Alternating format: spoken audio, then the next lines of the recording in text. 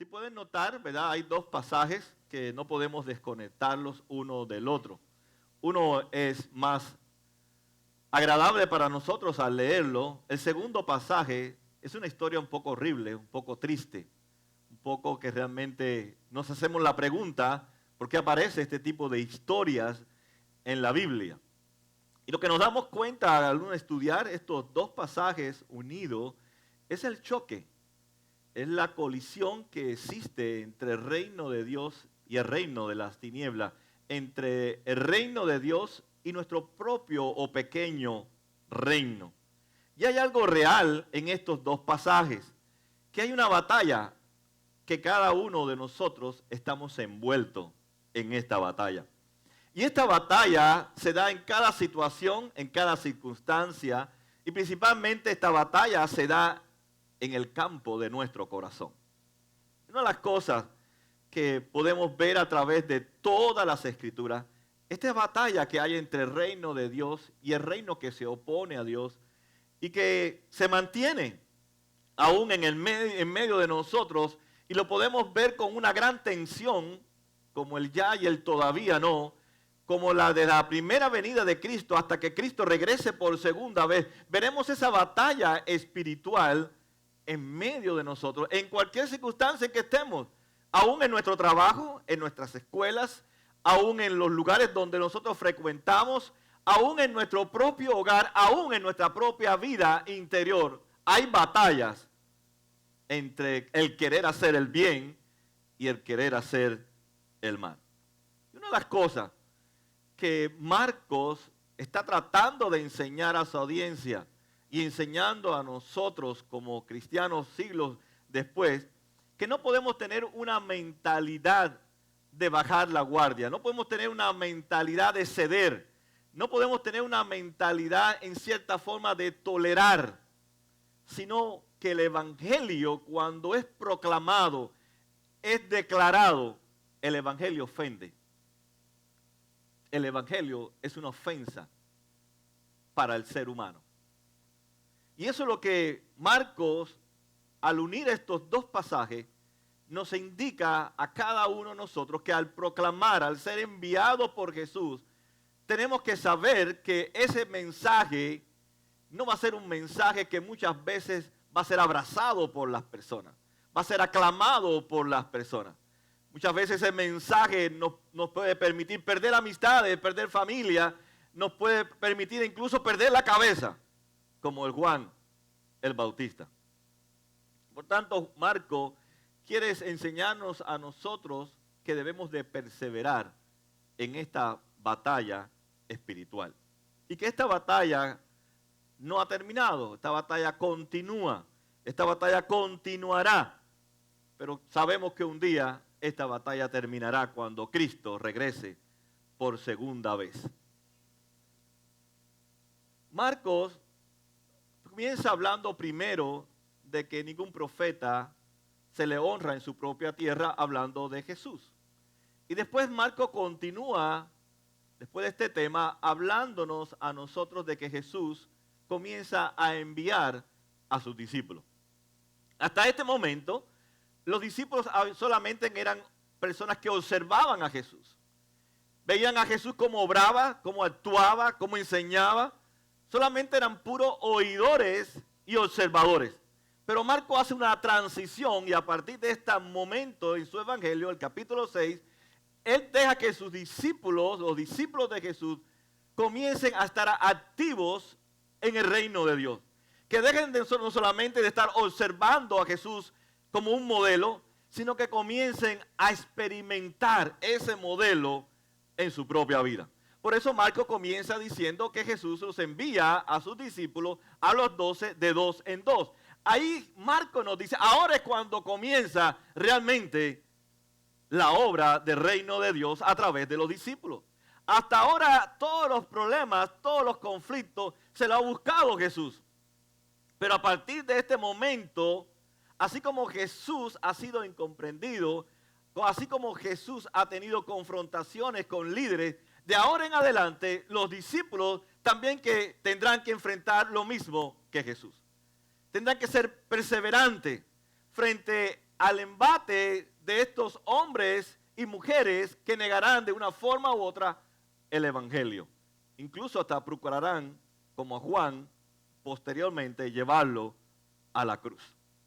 Así que hace una transición de que nos pone en movimiento a cada creyente dentro del reino de Dios. Marcos dice, ya es tiempo de que dejen de estar pasivos, es tiempo de que dejen de estar observando solamente lo que Jesús hace, es tiempo de practicar lo que Jesús nos está enseñando.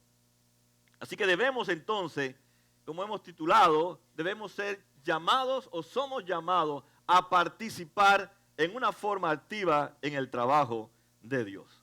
Sabemos que el llamado que Dios le da en este pasaje a ellos es una forma específica y una vocación específica, pero todos somos llamados como pueblo de Dios a proclamar el mensaje del evangelio.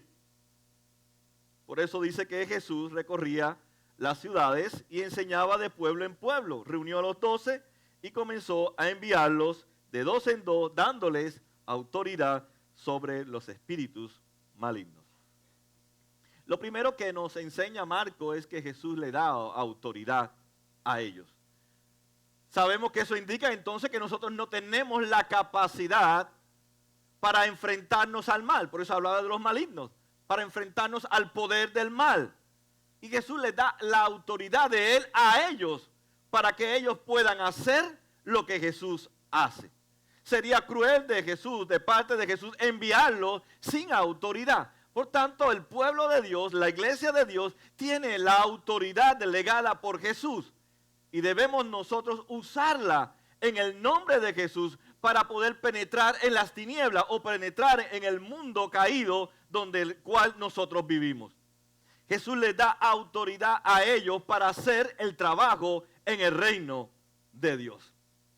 Y es un trabajo de liberación, de sanidad y un llamado al arrepentimiento, a un cambio total y rotundo de esa persona a la cual se le anuncia el mensaje del evangelio. Lucas en el capítulo 9 también narra la historia y solamente escogí este versículo, el 6. Dice, así que partieron y fueron por todos los pueblos de pueblo en pueblo, predicando el evangelio y sanando a la gente. Así que no solamente compartían la buena noticia, se involucraban en las necesidades de las personas. Debemos entonces hacer relaciones con las personas que están en nuestro trabajo, en la escuela, en nuestra familia y compartirles no solamente el evangelio, sino ser parte de la vida de ellos. Y eso es lo que a veces el creyente no hace. Habla mucho de Jesús, comparte lo que Jesús ha hecho por nosotros en la cruz, pero no se involucra en la vida de la gente. Que eso fue lo que hizo Juan el Bautista. Se involucró en la vida, en este caso, desorganizada que llevaba el rey Herodes. Tanto Marco nos enseña a nosotros que esa autoridad delegada por Jesús es para compartir el evangelio, pero para también involucrarnos en la vida de las personas. Y eso no es ser chismoso, es estar en las necesidades, en los momentos difíciles de esa persona. A veces desconectamos, porque es muy fácil hablar del evangelio, es muy fácil decir que Jesús nos ama con un amor eterno y nos ha seguido con su fidelidad, pero nosotros no hemos sido parte de la vida de las personas. Lo segundo que Jesús llama a sus discípulos, y es lo que estaba compartiendo, esa autoridad para poder combatir, pelear, dar la batalla contra el mal. Ese mismo evangelio que es el que tiene el poder para cambiar a las personas, también nosotros tenemos que vivirlo. Es para nosotros también. No solamente es un evangelio para yo comunicarlo a la gente, es un evangelio que yo tengo que vivirlo. Tiene que ser parte de mi estilo de vida, debe ser parte de mí. Por eso dice que les ordenó a ellos que no llevaran nada para el camino, ni pan, ni bolsa, ni dinero en el cinturón, sino un solo bastón. Llévense las sandalias, dijo, pero no 2 mudas de ropa. Así que ellos tenían que vivir por fe. Tenían que vivir por fe. esa misma fe que es un regalo de Dios, que en su gracia Él nos otorga a través de esa misma fe, porque es la única fe que la Biblia habla, la fe que es un regalo de Dios. A través de esa misma fe yo tengo que vivir. Así que no solamente es decir que Dios me regaló la fe en Cristo, sino que esa fe yo vivo. Pero muchas veces nosotros andamos o queremos hacer la obra del reino de Dios cargados. Nosotros no somos como los soldados militares que van a la guerra de Afganistán y nada de eso, que los pobres llevan tanto equipaje que no sé qué fuerza tienen ellos para mover todo eso que llevan encima. Pablo nos habla que debemos llevar una vida bien ligera para poder correr la carrera. Por tanto, nosotros no tenemos que andar en el mundo cargándonos con cosas y con cosas. Y eso es lo que Jesús le dice, ustedes van a andar de pueblo en pueblo. Posiblemente entre pueblo y pueblo se encuentra Rutugó. Y van a creer, oye, me hace falta esta mesita de noche para la suegra mía, diría Pedro. Déjame, pero ya tengo que cargar con la mesita esta hasta que yo vuelva otra vez a ver a mi suegra. Y dice, vayan ligero, porque ustedes tienen que depender de mí. Deben de depender de mi provisión. Deben vivir dependiendo de lo que yo les voy a dar en cada pueblo y en cada hogar que ustedes llegan. Ya yo tengo preparado para ustedes todas las necesidades y yo las voy a suplir. Por eso le dice a ellos, no tomen nada, vayan solamente confiando en aquel que los envía. Y usted pensará, bueno, tengo que hacer lo mismo. No, no está diciendo que usted haga lo mismo, que ande solamente con una muda de ropa todos los días. ¿Verdad? Lo que está diciendo es que usted vive de una forma sencilla, porque el evangelio es sencillo. Y debemos de vivir de acuerdo al evangelio.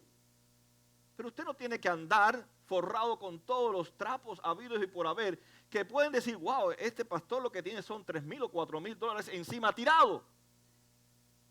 ¿Dónde está entonces su fe? Y él les enseña que más importante de enseñar todo el lujo que enseñaban supuestamente los fariseos, incluso el sumo sacerdote, ellos deberían de vivir y vestirse como su maestro. De una forma sencilla, porque el evangelio es sencillo. Y el evangelio no es asunto de ropa, el evangelio es asunto del corazón que cambia a las personas y cambia también su forma de vestir. Así que deberíamos entonces vivir ese evangelio, debe ser parte de mí. Y debe ser parte de lo que le dice a ellos, parte de la vida cotidiana de ustedes. Ese evangelio que ustedes van a compartir, esa buena noticia, debe ser vista también en ustedes. No solamente escuchado, debe ser visto en cada uno de ustedes. Lo tercero que nos enseña es que esta misión es seria. Esto es serio. Dice como continúa el versículo 10, dice, y añadió, cuando entres en una casa, quédense allí hasta que salgan del pueblo. Y si en algún lugar no lo reciben bien o no lo escuchan, al salir de allí sacúdanse el polvo de los pies como un testimonio contra ellos. Esta es una orden un poco fuerte para nosotros. Pero hay que entender que esto es una costumbre hebrea. Nosotros vamos, por ejemplo, de Hialeah a South Beach. Y cuando salimos de South Beach, usted no se quita todo el polvo de South Beach o de la arena. Usted se va posiblemente con toda la arena y con toda la pesta a cigarro y con todo el olor que hay en South Beach. En el tiempo bíblico, cuando ellos cruzaban la frontera de Israel, ellos entraban en tierras paganas. Y ellos, es lógico que sus pies, que tenían sandalias, se llenaban de polvo. Pero ellos, para volver a cruzar la frontera hacia Israel, tenían que sacudirse el polvo, indicando que toda la influencia pagana, todo aquello que habían visto sus ojos y oído sus oídos, deberían de quitarse, deberían de alejarse de eso. Eso es lo que está diciendo Jesús, o está Marcos tomando esa costumbre, ese hábito hebreo. Nosotros no lo hacemos. Porque usted cuando va al Overtown, que ahí venden droga, cuando usted nada más que aparece con el auto, usted no dice, oye, déjame sacudirme todo esto para no entrar en Jayalía, para no maldecir a Jayalía, más de lo que ya está Jayalía. Indica entonces que lo que Jesús está diciendo a nuestra vida, o está tratando de decirles a ellos a través de esta costumbre, que solamente cuando se comparte el Evangelio hay una sola respuesta. Hay una sola respuesta, es creer en el Evangelio. Es creer en el Evangelio. Y ese Evangelio, cuando llega a nuestra vida, a través de la gracia de Dios, que es el favor gratuito y merecido, Él cambia. Él transforma a la gente. Él hace lo que nadie puede hacer. Es el Evangelio el que tiene entonces el poder, pero no solamente para cambiar, sino para demostrar que también nos ha cambiado a nosotros. Y que ese Evangelio también ha traído perdón, reconciliación a nuestras vidas, como el mismo Evangelio que estamos proclamando a los demás, que trae perdón y que también trae salvación. Cada vez que escuchamos el Evangelio, sucede algo increíble en la vida de alguien. Dice Marco, o lo rechaza o lo acepta. Si lo acepta es por la gracia de Dios, y si lo rechaza es porque la gracia no se ha manifestado todavía en esa persona. Así que el creer es un regalo de Dios, y es a través de ese sacrificio que Cristo hizo por nosotros en la cruz del Calvario. Y en ese sacrificio hemos recibido el perdón, pero a la misma vez Cristo ha ocupado nuestro lugar. Él es nuestro sustituto. Y es por eso que recibe todo lo que yo tengo que recibir. Toda la ira, toda la condena la recibe Jesús en mi lugar para Él trasladarme o imputarme su justicia ganada en la cruz del Calvario. Por eso ahora podemos llamarle a Juan un hombre justo y santo, porque Dios lo ha justificado en Cristo Jesús. Y Dios al verlo no ve a Juan como tal, sino lo ve como un hombre justo y justificado por la sangre de Cristo. Y es por eso que Dios puede escucharnos. Y es por eso que somos llamados hijos de Dios a través de lo que Cristo ha hecho por nosotros. Y si hemos sido llamados por Dios para ser sus hijos, somos también llamados por Dios para proclamar el mensaje a otras personas. La gracia entonces me hace responsable de lo que yo oigo. Y la gracia no es una experiencia pasiva, es una experiencia activa. Me mueve a trabajar en el reino de Dios. No debo ser un consumidor de la gracia. Hay personas que son consumidores, acumulan, acumulan y acumulan. Debemos recibir la gracia y debemos también hablar de la gracia y vivir en la gracia de Dios. No solamente es consumidores, que es algo que está sucediendo en nuestras vidas. Nos volvemos muy pasivos dentro del reino de Dios. Y Dios nos manda a ser activos, participar en el reino de Dios. Y esa ha sido la experiencia. Miren las muchachitas que estuvieron aquí. Están activas en el reino de Dios. Ninguna son cantantes profesionales ni danzadoras profesionales, pero están poniendo sus talentos. ¿Dónde? En el reino de Dios. Para bendecir a la iglesia y para hablar del evangelio. Y tendrán ellas que vivir el evangelio en su casa, en el parque, cuando regresen a la escuela. También en esta época que hemos hecho la escuelita bíblica de verano, hemos visto mujeres y hombres sirviendo al Señor. Porque hay que estar activo en el reino de Dios. Pablo, hablando en Romanos 12:6 sobre los talentos, los dones, dice, tenemos diferentes dones según la gracia que nos has dado. Así que cada uno de nosotros tiene dones, tiene talento, porque la gracia viene también a darnos dones y talento. Si es el don de alguien, es el de la profecía, o sea, de proclamar el mensaje, de ser un portavoz de Dios. Dice que lo use a proporción de su fe. Si es de prestar un servicio, usted ve una necesidad y usted va y la suple. Usted está trabajando en el reino, usted está activo, participando en el reino de Dios. Si usted nota, yo he encontrado muy pocas veces en la Biblia en que Dios le dice a su pueblo, esperen a que yo les diga y después ustedes hacen. El pueblo de Dios observa. porque tiene la gracia, tiene el evangelio y conoce la necesidad más grande del ser humano, que no solamente es el evangelio, sino estar con ellos en sus necesidades. Y cuando usted observa, nadie tiene que decirle, oye pastor, usted me da autoridad para ir a ayudarle a una persona que se ha quedado con una goma ponchada. Usted me da autoridad o permiso para ir a mudar a una hermana. Usted me da autoridad o permiso para poder servir, para poder limpiar el templo. Todos somos activos en el reino de Dios. Usted no tiene que pedir permiso para servir al Señor. ¿Dónde dice la Biblia que hay que pedir permiso a un pastor para servir al pastor de los pastores? Usted, si ha recibido la gracia le da dones y sus dones usted lo quiere poner al servicio del Señor. Amén. Dice que también es de enseñar que enseñe. Si es de animar a otros, que los anime. Si es de socorrer a los necesitados, que dé con generosidad. Si es de dirigir, que dirija con esmero. Si es de demostrar compasión, que lo haga con alegría. O sea, todos tenemos diferentes dones. No todos tenemos que hacer lo mismo. No todos tienen que ser predicadores. No todos tenemos que ser cantantes. Yo quería ser cantante, pero Dios no me dio mis cuerdas para ser cantante. Pero me gozo con el que canta y no envidio al que canta. Al contrario, me gozo con el que canta. Todos tenemos diferentes dones y ninguno es mejor que el otro. Todos Dios los usa para su gloria y su honra. No piense que el mejor don es el de predicar. Pablo habla aquí de diferentes dones, que todos son útiles para la edificación del cuerpo de Cristo. Así que Jesús les está enseñando a sus discípulos que llegaría el día en que Él no estaría más con ellos. Y todo lo que Él enseñó tendrían que comenzar a ponerlo en práctica.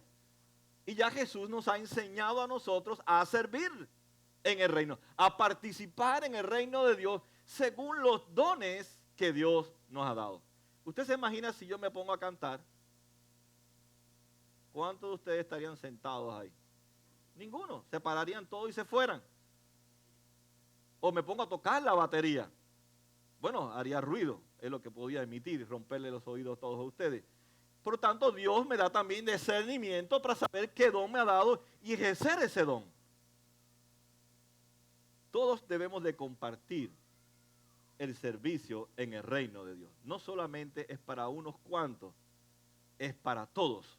Dios quiere que todos participemos en el reino de Dios.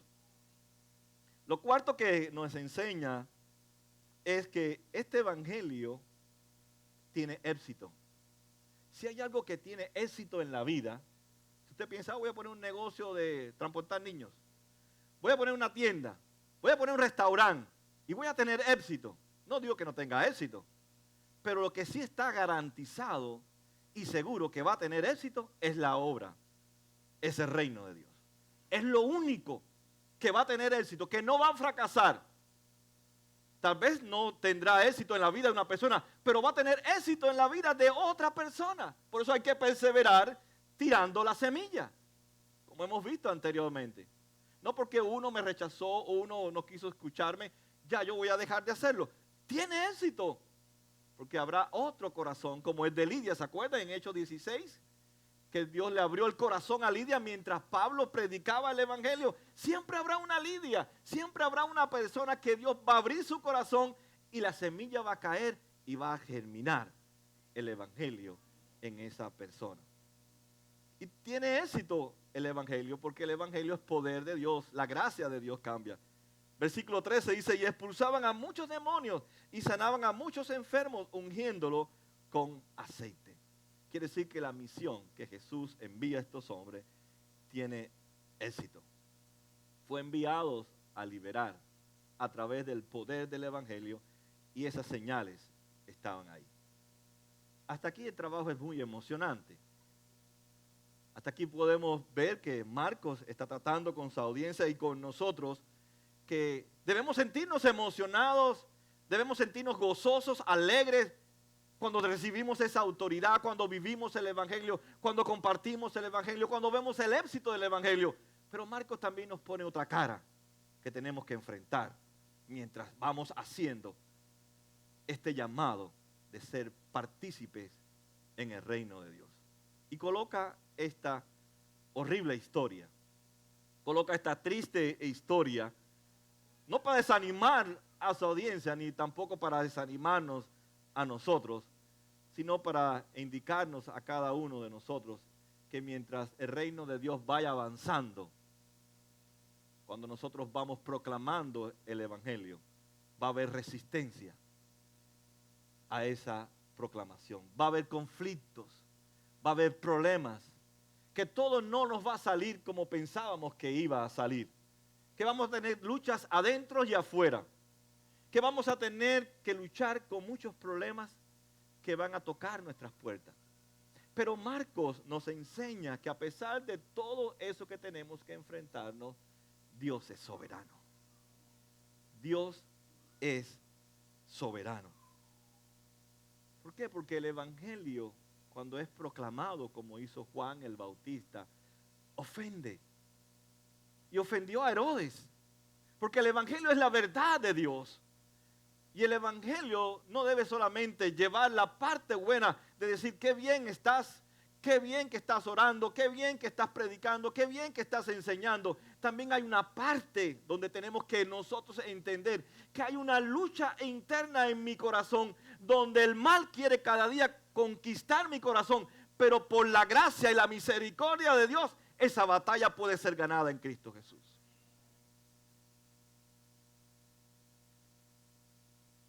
No cabe duda que esta transición que Juan hace, él trata de meter a su audiencia en esta historia.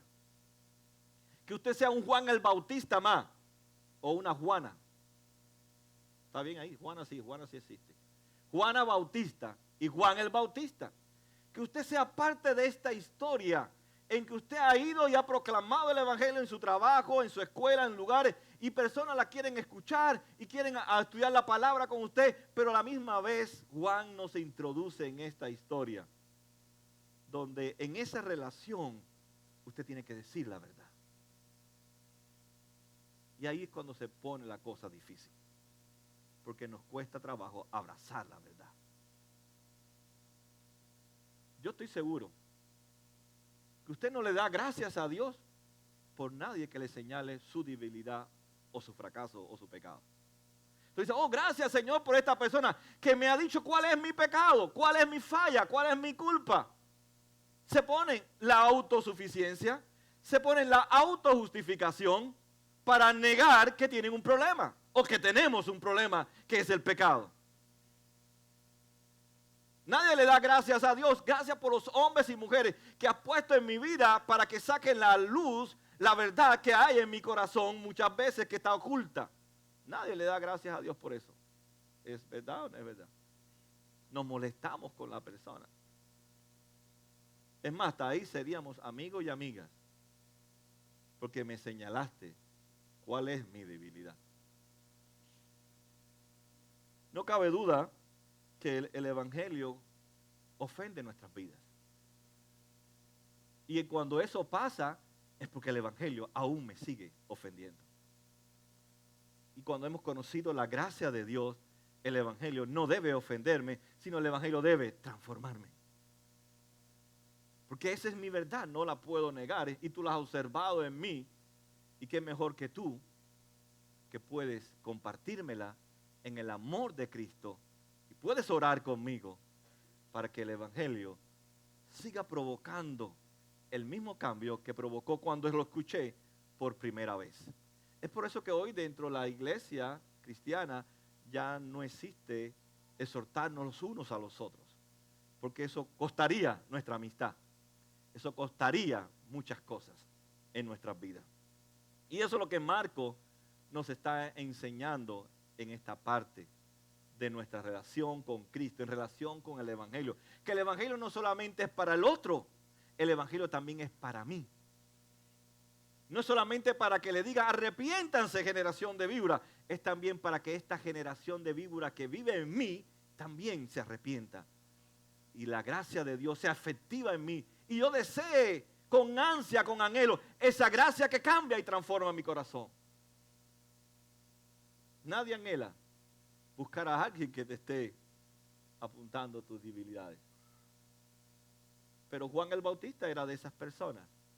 Él amaba a Herodes, pero le dijo, dice la ley, que es ilícito que tú estés con la esposa de tu hermano. Y él le dijo la verdad, y se la dijo en amor, porque la reacción de Herodes es que lo estimaba, y con gusto lo escuchaba. Quiere decir que Juan no le decía, no, tú eres más malo que yo.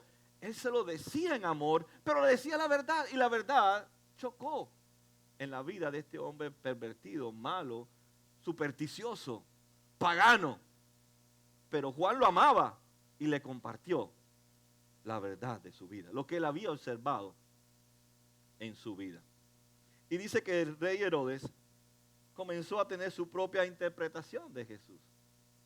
Y pensó que este Jesús que había enviado a los 12, este Jesús que hacía milagros y señales, era Juan el Bautista que había resucitado. Y aquí entra otra superstición. Hay personas que piensan que cuando uno se muere se queda dando vuelta por ahí. Y te sale por la noche y te jala por las piernas y te mueve la cama y te mueve el vaso, o tú ves el vaso como camina tipo Hollywood así, se vira. O sale un fantasma y te viola o tiene relación contigo y todas esas historias. Él también creía que el espíritu de Juan venía para complicarle la vida. Estaba ahí el espíritu de Juan para seguirlo atormentando. Esa era una superstición, no es una verdad. Quien se muere, usted no lo va a ver dando vueltas por ningún lugar, a menos que esté en su mente o en su creencia. Y él tenía esa concepción de que Juan venía a hacerle daño y aparecía una vez más para atormentarlo del crimen que él había cometido. Así que vemos que esta historia, y ahí vamos a donde están los limpiarse el polvo, está rodeada de una escena totalmente pagana, una escena de sexo, de poder, de orgullo, de crimen. Y Marcos describe el mundo en el cual nosotros tenemos que hacer la misión. Y sabemos que hoy vivimos en una cultura donde el sexo está en todos lados. En las películas de los niños, en los movies de los niños, en las películas de los jóvenes, en la televisión, en los juegos, en los programas que ustedes muchos ven y se ríen de todas esas payasadas de mujeres medias desnudas, de hombres que andan por un lado y están por el otro y son simpáticos, etcétera, etcétera. Y la gente anda riéndose de toda la corrupción. Lo que Marcos nos está diciendo, que hay un peligro en que nosotros podemos acostumbrarlo de tal manera que ya el evangelio no resalta en mí lo que debe ser cambiado. Pierde su efectividad y Juan muestra que el evangelio, cuando es proclamado a alguien, confronta a esa persona con su cultura, con su pensamiento, con sus creencias. Y hoy ya no existe el pecado, ni fuera de la iglesia, ni en la iglesia. Ya la gente no sabe qué es pecado. Aún los cristianos cometemos más pecado que los mismos que no son pecados y decimos que no es pecado. Porque le hemos acostumbrado tanto al escenario que vivimos, que nos presenta Marco, y dentro de ese escenario está muriendo un hombre que es justo por proclamar el evangelio, mientras que otra parte está viviendo o siendo parte de este escenario. Por eso él habla que esto es serio. La misión es seria. Y no es una misión contra el bien, es una misión contra el mal. Y el mundo que vivimos está caído. Usted ve, yo he visto a veces, yo me pongo a observar, usted va a una tienda, a veces ve una mujer con una caja de cerveza. Y a veces son 2 cajas de cerveza. Una mujer. Me imagino que se la llevará al pobre esposo. Me imagino. Y entre los dos estarán bajando las cajas. A ver quién bebe más. Y vemos como que es normal. Que lleven 2, 3, 4, 5 cajas. No sé si usted ha visto cuando nosotros compramos pizzas muchas en cantidad, o muchas sodas, o mucho hielo. ¿Sabe lo que me dice? ¿Qué paris tienes? Digo, no, es un party que tenemos, pero en la iglesia. Ya, ahí se acabó la conversación. Este no es el party que yo quería ir. Este no es el party que yo quiero que me invite este hombre. Porque enseguida lo asocia, es la diversión. Y créame decirte que en el tiempo de Herodes, el sexo era un entretenimiento, como hoy es un entretenimiento. Y usted ve cómo nos estamos entreteniendo. Y es el peligro que Juan o Marcos nos enseña a través de esta historia de Juan, lo seductivo que es el pecado. Y debemos de tomar con seriedad la misión, pero también con seriedad el pecado en el cual nos estamos moviendo con esa misión. Y ahí nos coloca la historia de la muerte de este hombre. Yo me preguntaba por qué habrá puesto Dios a través de Marcos esta historia que como que rompe el gozo o la alegría del relato anterior. Y me preguntaba, bueno, ¿qué realmente Dios quiere que nosotros hagamos? ¿Qué nos está mandando Dios en este pasaje? ¿Por qué hace lo que hace Dios? ¿Por qué revela lo que revela Dios? Pues yo pienso que Marcos quiere equipar a su audiencia, quiere equiparnos a nosotros. Porque este trabajo, esta obra, este llamado que usted tiene en su trabajo, en su escuela, en su familia, en el supermercado, donde quiera que nos movamos nosotros, tenemos que estar equipados. Pablo habla de que somos soldados de este ejército. Y tenemos que estar equipados en el sentido de que tenemos que estar advertidos de que nuestro trabajo no es en una tierra totalmente pura y santificada, sino una tierra que está contaminada, pero nosotros hemos sido enviados a llevar la luz de Cristo.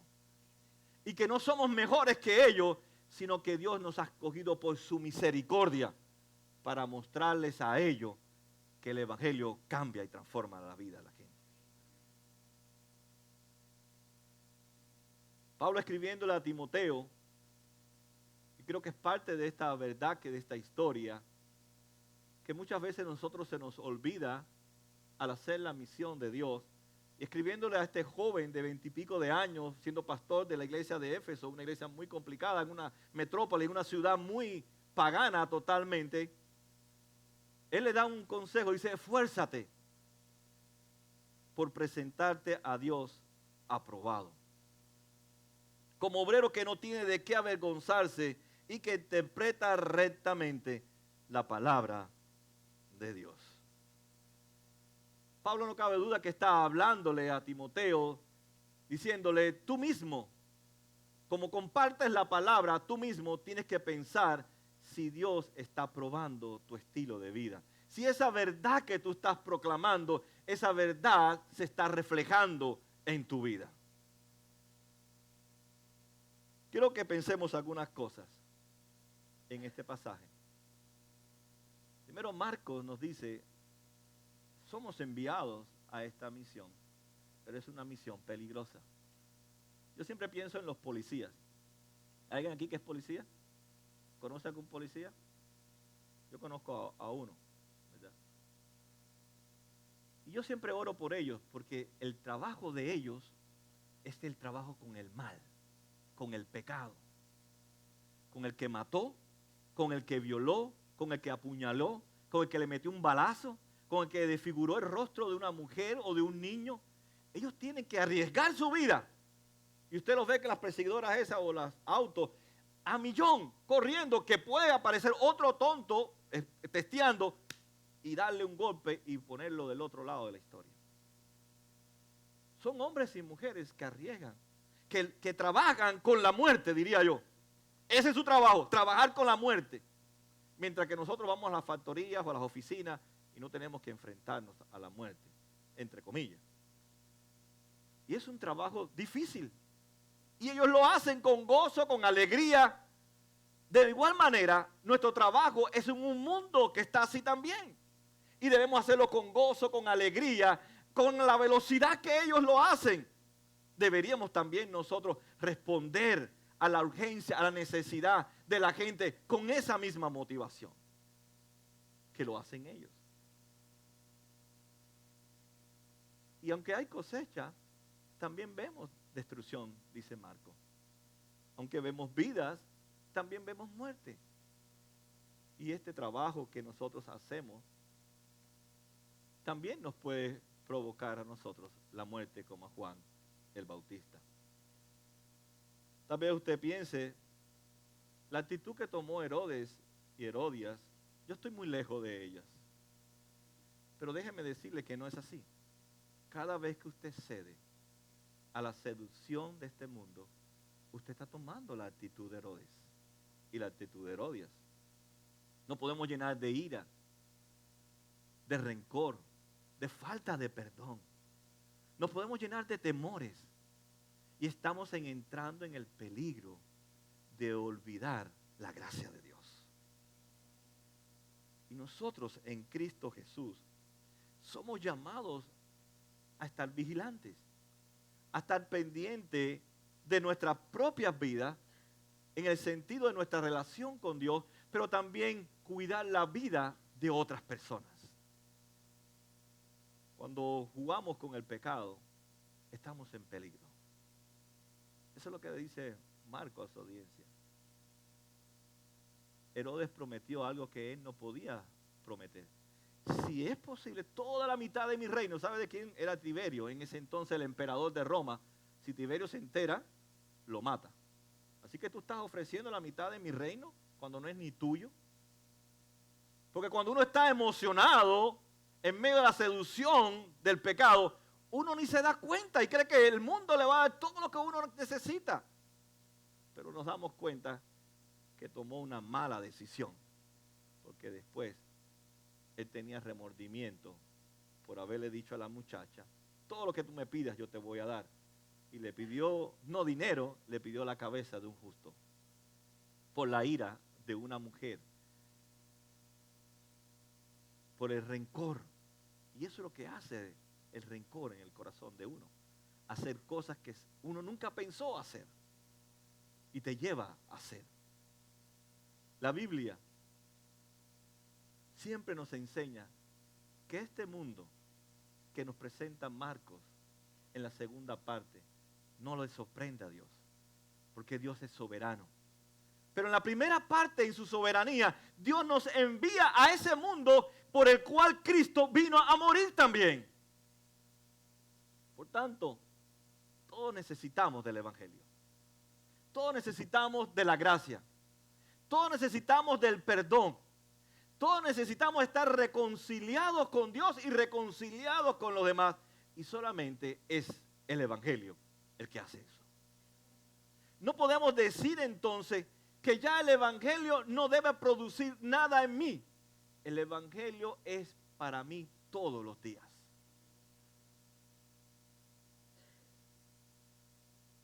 No sé si usted cuando lee las Escrituras, a usted le molesta que las Escrituras no sean de ti, sino de Dios. Él es el centro de la historia. Cuando nosotros queremos ser el centro de la historia, queremos ser el centro del matrimonio, queremos ser el centro de la sociedad, queremos ser el centro de la iglesia, el centro de esta historia se llama Jesús. Pero nos molesta cuando no somos el centro. Hasta en los trabajos. Si a una persona le dan aumento y a mí no, y empieza, oye, mira, este llegó hace 3 meses después que yo, él es de no sé qué tierra, yo soy de esta tierra. Ellos son más orgullosos que nosotros. Nosotros hacemos el mejor café, ellos el peor café. Y comenzamos a albergar cosas en nuestro corazón. Porque el Evangelio no es de ti, el Evangelio es de Jesús. Se trata de Jesús. Pero nuestro mayor problema está dentro de nosotros. No está en tu trabajo, no está en tu esposa, en tu esposo. Nuestro mayor problema está en nuestro corazón. En que esa gracia, cuando nos alcanza, cuando nos llega, comienza a cambiar nuestro corazón y comienza de adentro hacia afuera. Y es cuando comenzamos a ver una sociedad distinta, una familia distinta, un matrimonio distinto, una escuela, un trabajo distinto, porque nosotros por la gracia de Dios estamos marcando la diferencia. Estamos no solamente hablando de Cristo, sino viviendo a Cristo en nuestro trabajo. Un cristiano que ambiciona la posición de otro, ¿estaría correcto eso? Un cristiano en su trabajo, ¿estaría correcto denunciar a otro compañero de trabajo solamente para ascender él? ¿Debería un compañero de trabajo estar contándole los chismes o la vida privada de otro compañero, a otra compañera o otro compañero? No, pero eso pasa. Cuando realmente nosotros deberíamos esperar que sea la gracia lo que nos lleve a donde nos quiera llevar y allí compartir la gracia de Dios a las demás personas. Sé que este mensaje que Juan o Marcos comparte es un mensaje difícil, pero es un mensaje que nos define a nosotros, lo que nosotros somos en Cristo Jesús. No podemos dejar que la cultura defina quiénes somos en Cristo Jesús. La cultura nos dice, nosotros no necesitamos el Evangelio. Nosotros queremos vivir como queremos vivir. Estamos contentos. Eso es lo que dice la gente. Ok, quiero tomar una decisión, pastor. ¿Y sabe lo que la gente piensa? Dígame lo que usted cree que sea mejor para mí. Eso es lo que la gente, dígame cuál es lo mejor. No, no te voy a decir que es lo mejor para ti. Tal vez te voy a decir lo que dice la palabra, que tal vez sea lo peor para ti o para mí. Quiero sentirme bien, voy a tomar una decisión. Si me siento bien, es de Dios. Si me siento mal, no es de Dios. Más probable si te sientes mal, es más de Dios que si te sientes bien. Porque el Evangelio siempre nos descubre, siempre nos desnuda delante de Dios y nos dice que hay algo que hay que ser cambiado, algo que debe ser tocado por el poder del Evangelio. La única respuesta que tiene el Evangelio, nos dice Marcos, es estar dispuesto a hacer lo mismo que aquel que seguimos. Juan el Bautista fue llevado a la muerte por un líder. Jesús fue llevado a la muerte también por Pilato, otro líder. La única diferencia es que Juan no pudo morir por los pecados de su pueblo, pero Jesús sí murió por los pecados y la misericordia a través de la cruz. Se pudo haber manifestado en la vida de Herodes, pero Dios en su infinita soberanía había predestinado que así no fuera. Pero Jesús tiene el poder para cambiar a Herodes, a Herodías, para cambiarte a ti, para cambiarme a mí. No importa lo malo que hayamos hecho, no importa lo miserable que hemos vivido, Dios tiene el poder para hacernos nuevos otra vez. Es la única persona que puede hacer nuevas todas las cosas en cada uno de nosotros. Esta historia nos enseña que Dios tenía todo predestinado para que los discípulos salieran contentos en su misión, pero también para que los discípulos entendieran que habían que enfrentarse al mal y podía costarle la vida. Pero la verdad es la que cambia el corazón de la gente. Esta empresa es la única empresa que tiene éxito porque es el poder del Evangelio cambiando las vidas. Y eso es lo que la Iglesia Vida Nueva ha estado haciendo por 18 años, compartiendo ese Evangelio. Que ese Evangelio cambie tu corazón. Y el Evangelio es Jesús, lo que Jesús hizo por ti. Piensa, está ahí la palabra recordándonos vez tras vez lo que yo he hecho por ti en la cruz. Nadie lo puede hacer. Yo soy suficiente para ti. En ti, en mí debería estar completo, satisfecho. Nada debes buscar fuera de mí. En mí está toda la riqueza del conocimiento y de la gracia de Dios. En Él están todos los misterios. En Él está la vida. En Él está la resurrección. Y aunque estemos muertos, ciertamente viviremos. Esta batalla es seria. Esta batalla es un mundo que está caído, pero un mundo que necesita de nosotros. Piensa, cuando vas a tu trabajo, el día lunes o el día que vayas a comenzar tu semana, esta gente necesita de lo que yo tengo en mi corazón. Pero muchas veces criticamos a la gente, apuntamos a la gente, pero no les damos la solución a la gente. De nada vale criticar a los jóvenes si no le hablamos del evangelio. De nada vale criticar a los matrimonios si no le compartimos el evangelio. De nada vale criticar a las mujeres y a los hombres que viven desordenadamente si no le hablamos del evangelio. El evangelio es difícil que la gente lo acepte, que lo abracen, pero es el único que puede cambiar a la gente.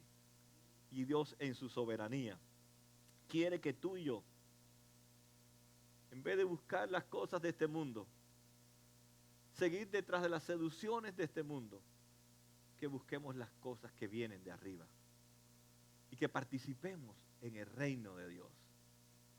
Dios nos ha llamado, a pesar de todos los peligros, a pesar de todos los enfrentamientos que tengamos, a pesar de nuestras propias luchas.